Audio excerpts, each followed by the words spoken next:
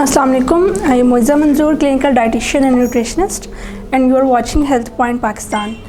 आज हम लोग बात करेंगे विटामिन डी के बारे में कि विटामिन डी हमारे लिए क्यों ज़रूरी है, या इसकी डेफिशिएंसी हमें कैसे हो सकती है, या इसकी डेफिशिएंसी की क्या अलामात हैं, या हमें इसको कैसे ट्रीट करना चाहिए।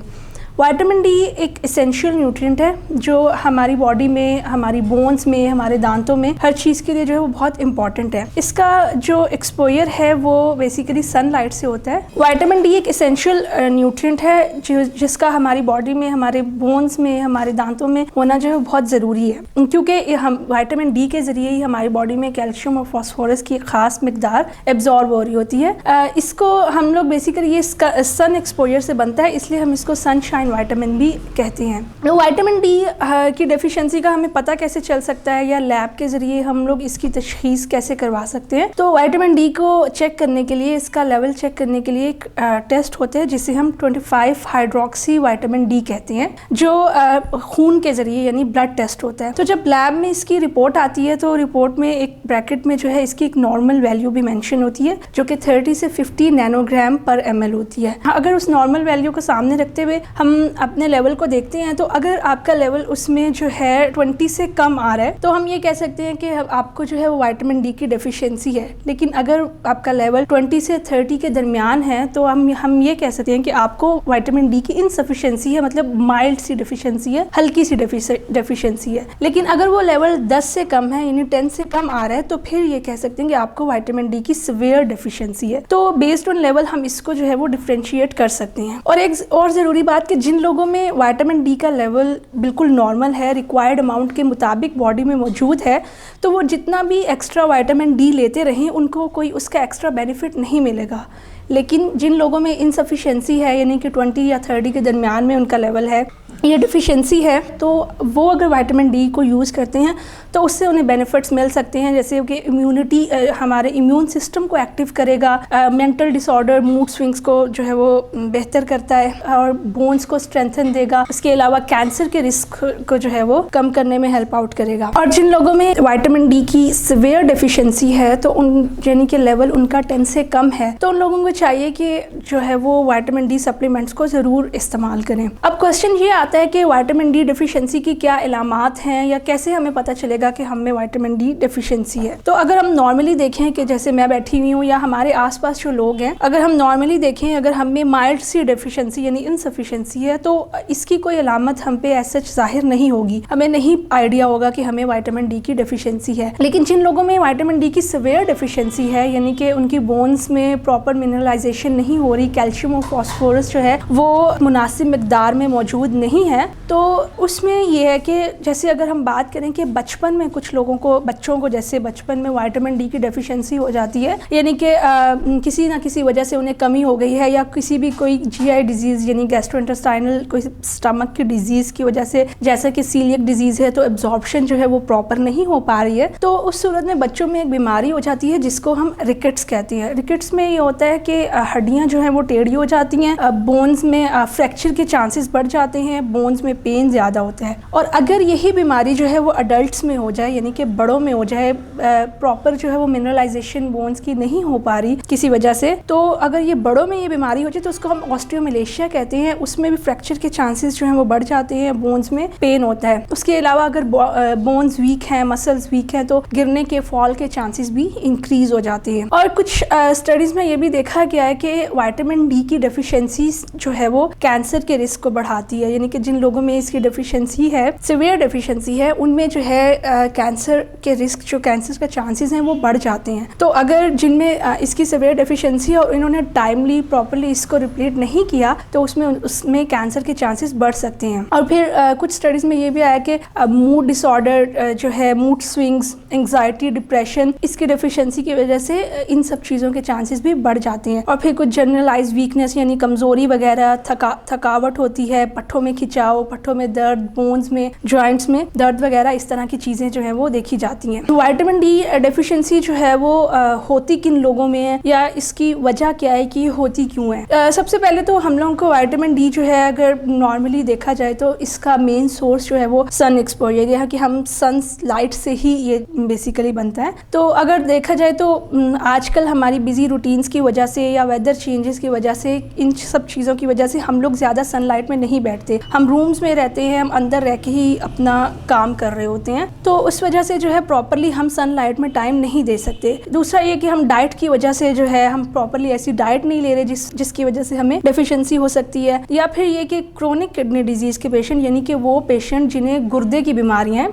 उनमें भी विटामिन डी की डेफिशिएंसी जो है वो हो सकती है। गुर्दे की क्रोनिक किडनी डिजीज़ और विटामिन डी का आपस में जो है वो बहुत क्लोज रिलेशन है, क्योंकि हमारी बॉडी के जो 2 ऑर्गन्स हैं जिनसे विटामिन डी की प्रोडक्शन होती है, उसमें एक मेन ऑर्गन है हमारी स्किन और दूसरा हमारी किडनीज है। स्किन, जब सनलाइट डायरेक्टली हमारी स्किन में पड़ती है तो उसमें एक प्री फॉर्म स्टेज में विटामिन डी जो पड़ा होता है, सनलाइट पड़ने के बाद वो उसको एक्टिव फॉर्म में, यानी कि उसको नेक्स्ट स्टेज में कन्वर्ट कर देता है। और वो स्टेज जब वो किडनीज में जाता है तो किडनीज में एक खास एंजाइम प्रेजेंट होता है जो उसको एक्टिव फॉर्म में लेकर आता है। और फिर वो एक्टिव फॉर्म में जब आ जाता है तो वो फिर हमारी बॉडी में, हमारे ब्लड में, हमारे मसल्स में, हमारी बाकी ऑर्गन्स में जो है वो पहुंचता है। तो ये आपकी हड्डियों से रिलेटेड जो बोन हेल्थ है उसको रेगुलेट करता है, आपकी दांतों की हड्डियों की मजबूती का जो है वो बायस बनता है। तो सुना यही गया है कि जो विटामिन डी है वो हमारी हड्डियों या हमारे दांतों के लिए ही ज़रूरी है, लेकिन ये उसके साथ साथ कुछ न्यू स्टडीज़ या रिसर्च में ये भी आया है कि विटामिन डी हमारी हार्ट हेल्थ के लिए भी बहुत इंपॉर्टेंट है,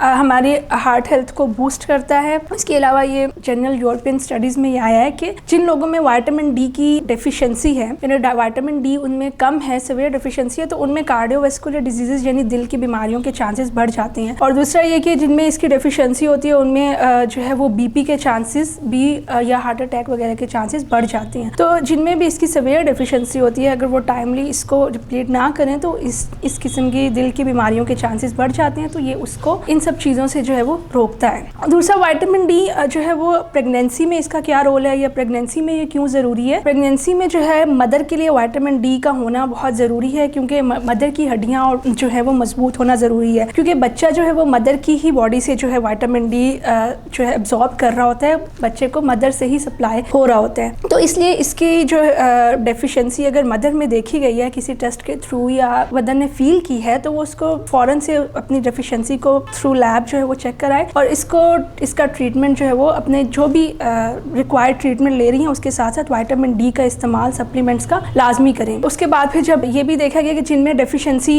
विटामिन डी रिक्वायर्ड अमाउंट के मुताबिक बॉडी में प्रेजेंट होता है तो उसमें मदर जो है वो ड्यूरिंग प्रेगनेंसी, प्री एक्लेम्शिया जैसे प्रेगनेंसी के दौरान जो है वो बीपी का हाई हो जाना या गेस्टेशनल डायबिटीज़, शुगर का हो जाना, इस किस्म के चांसेस से जो है वो का शिकार नहीं होती, ये चांसेस कम हो जाते हैं। और इसके अलावा जो है विटामिन डी डेफिशिएंसी अगर बॉडी में नॉर्मल है, बच्चा की पैदाइश जो है वो नॉर्मली होगी, बच्चा एक अच्छे वजन के साथ पैदा होगा या फिर प्री मैच्योर डिलीवरी जैसे हो जाती है, उस चीज़ से भी जो है वो रोकता है। फिर उसके बाद ब्रेस्ट फीडिंग का टाइम आता है तो उसमें भी विटामिन डी का बॉडी की, मदर की बॉडी में जो है होना प्रॉपर बहुत ज़रूरी है, क्योंकि मदर ही बच्चे के लिए एक ऐसा सोर्स होता है उस टाइम पे कि जिससे वो अपनी मदर के थ्रू जो है वो कैल्शियम और विटामिन डी प्रॉपरली अपनी बॉडी में एब्जॉर्ब कर सकता है। और एक और चीज़ भी देखी गई है कि जो फीमेल्स जो है वो प्रेगनेंसी प्लान करना चाह रही हैं यानी कि उनमें पॉलीसिस्टिक ओवेरियन या एंड्रोमेट्रियोसिस की वजह से उनको वो इनफर्टिलिटी का शिकार हैं, तो अगर उनमें विटामिन डी की डेफिशिएंसी है तो उसमें प्रेगनेंसी अगर वो प्लान कर रही हैं तो वो उसके चांसेस जो हैं वो और ज़्यादा कम हो जाते हैं। तो अगर जो फीमेल है वो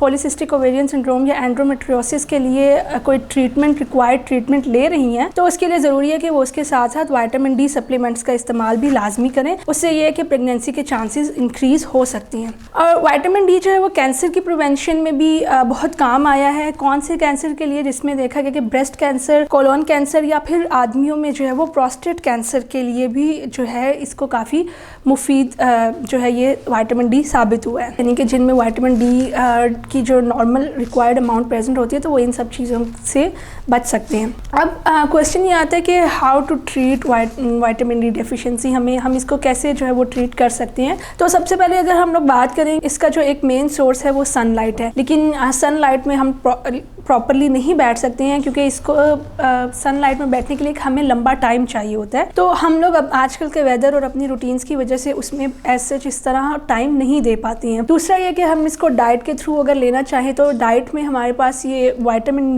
डी रिच फूड में आ जाती हैं कुछ फूड्स, जैसे फिश हो गया, सैल्मन हो गया, ट्यूना हो गया, या फोर्टिफाइड फूड, या फिर एग योक यानी अंडे की जर्दी वगैरह। लेकिन ये ऐसी चीज़ें हैं जिनको हम अपनी डेली रूटीन में नॉर्मली जो है वो यूज़ नहीं कर रहे होते हैं। तो इसलिए विटामिन डी की डेफिशिएंसी को पूरा करने के लिए हमारे पास सबसे बेस्ट सोर्स जो है वो विटामिन डी सप्लीमेंट्स ही होता है। तो विटामिन डी डेफिशिएंसी में हमें जो है विटामिन डी सप्लीमेंट्स को जल्द से जल्द साथ साथ लेना बहुत ज़रूरी होता है। अब हम लोग इन सप्लीमेंट्स को कैसे यूज़ कर सकते हैं या क्या इनकी रिक्वायर्ड डोज होती है। तो अगर आप मॉडरेट से सिवियर डेफिशिएंसी आप में विटामिन डी की है तो उसमें ये है कि हम लोग जो है वो 60,000 यूनिट पर वीक जो है 8 वीक्स के लिए यानी 8 हफ्तों के लिए ले सकते हैं, यानी कि हम लोग 10,000 यूनिट डेली हफ्ते में ले सकते हैं। और इसी तरह आगे हम उनको अगर पर मंथ कर लें, 8 हफ्ते लेने के बाद हम उसको एज ए मेंटेनेंस डोज जो है वो पर मंथ कर सकते हैं। तो उसमें यह है कि हमें 6 लाख यूनिट जो है वो विटामिन डी के मिल जाते हैं। विटामिन डी सप्लीमेंट्स में जो है वो कैप्सूल फॉर्म में जो आते हैं मार्केट में। तो अगर हम इनको लेना चाहें तो हम इसमें यह होता है कि 50,000 यूनिट जो है वो पर वीक 8 जो है हफ्ते तक ले सकते हैं। इसको 50,000 यूनिट का मतलब ये कि हफ्ते में एक हमने कैप्सूल लेना है। तो अगर हम डेली लेना चाहें तो अगर हम लोग 10,000 यूनिट डेली सिवियर डेफिशिएंसी के साथ ले रहे हैं तो वो ये एक नॉर्मल जो है वो अमाउंट होगी हमारी बॉडी के लिए। और 8 हफ्तों को लेने के बाद हम लोग इसको एज अ मेंटेनेंस डोज जो है वो मंथली कर लेते हैं। तो मंथली करने के बाद हमें यह है कि 6 महीने तक हम इसे मंथली ले सकते हैं। उसमें यह है कि हमें इसकी जो है वो 5 लाख यूनिट्स मिल सकते हैं। 6 महीने के बाद फिर हम इस वंस इन अ मंथ या फिर वंस इन अ 3 मंथ्स जो है वो इसको ले सकते हैं, या फिर आपकी रिक्वायर्ड डोज के मुताबिक या डॉक्टर की रिकमेंडेशन के अकॉर्डिंग जो है वो अपने लेवल की बेस पे इसको ले सकते हैं। सप्लीमेंट्स वैसे मार्केट में बहुत सारी फॉर्म में अवेलेबल हैं, लेकिन अगर हम बात करें तो मेरे पास विटामिन डी में डी डे अवेलेबल है विद 10,000 यूनिट। इसको हम लोग डेली हफ्ते में 5 दिन जो है वो ले सकते हैं। अगर हमें सिवियर डेफिशिएंसी है तो हम इसे डेली ले सकते हैं, या मॉडरेट या माइल्ड डेफिशिएंसी में हम इसको अल्टरनेट डेज पे भी इस्तेमाल कर सकते हैं 8 वीक्स के लिए रेगुलरली। तो डी डे जो है ये हमें मार्केट में इजीली मिल सकता है, लेकिन अगर आप इसको लेना चाहते हैं, ऑनलाइन ऑर्डर करना चाहते हैं तो आप इसको ऑर्डर कर सकते हैं हेल्थ पॉइंट पाकिस्तान के पेज से। Thank you.